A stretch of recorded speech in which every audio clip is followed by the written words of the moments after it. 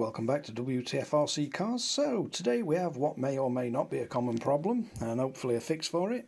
But I believe it's the fuel return line has gone a bit hard and cracked off from the fuel tank. So yeah, we don't want to be running like that. Luckily, as soon as it came off, I did notice that's why it's not completely covered in two-stroke petrol. Basically, I run the Flysky Noble NB4 and I've got the temp sensor, and within seconds of this coming off, it alerted me that the temperature had gone up by about 4 or 5 degrees, so I knew something wasn't running right. I knew it was running a bit lean, so I stopped it straight away and avoided a seized up engine. But right, so basically all we need to do is change the fuel line out. So bought some new fuel line and let's see if we can get this fitted. Right, so in order to remove this, we need this off, and the easiest way to get to that is there's a screw front and back on both sides, and you need to remove the nut and the washer off your rear suspension, and then that just moves away from it. So once they're off, you can get to the I've took them out already, but you can get to the rear ones. Then we should be able to remove this and get down to the bung that the pipe goes through. Right, so once you've got both the screws out of each side, suspension out the way, you've got one screw down there and one coming up from the bottom that comes through here. You don't need to take them out, but if you loosen them enough for this shock tower to be movable, you can just open this up slightly and then it'll allow you to get them lugs out, and we can remove that bit. So next we need to get this cleaned up because we don't want that crud all in tank, and then you can remove the bung and get the fuel line out. Now I've removed the old fuel line, and because I've got the spring to stop it getting kinked, I've got that tie wrapped in.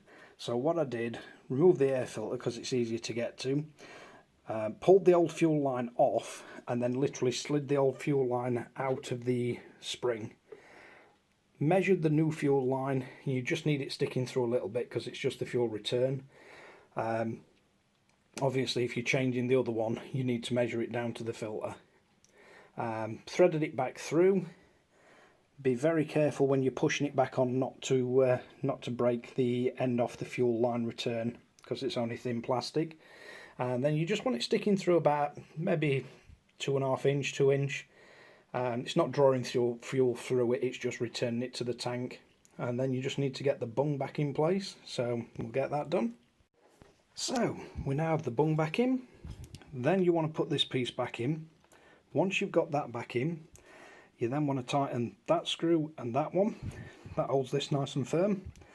Then you want your 4 screws that hold this cross section. That's in. And put your air filter back on. There's just 3 screws, so I didn't bother showing that. It's really easy to do. And then next thing you want to do is get your suspension back on.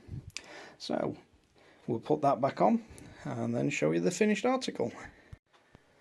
Right, so we've now got the suspension back in place, fuel lines in, fuel lines connected to the carb. We've no longer got a house smelling of petrol, and then you just want to nick these back up. Don't forget to put the washer back on. So you've got the insert that runs through the top of the shock cap, washer, then your locking nut. And because these are locking nuts, you don't have to go crazy tight with them. Just nip them up, they're not going to come loose. They just want to be holding that shim in place in between the shock cap.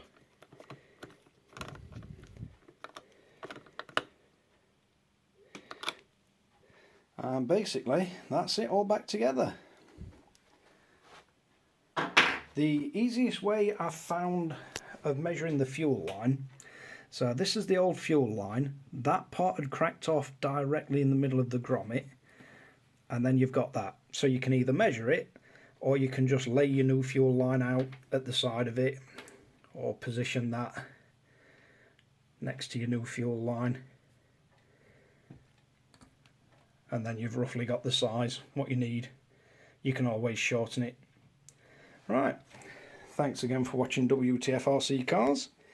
Hopefully you found this useful. If you like and subscribe. Any comments leave below. Don't forget to ring the notification bell. Give it a thumbs down if you don't like it. Hopefully, see you again next time.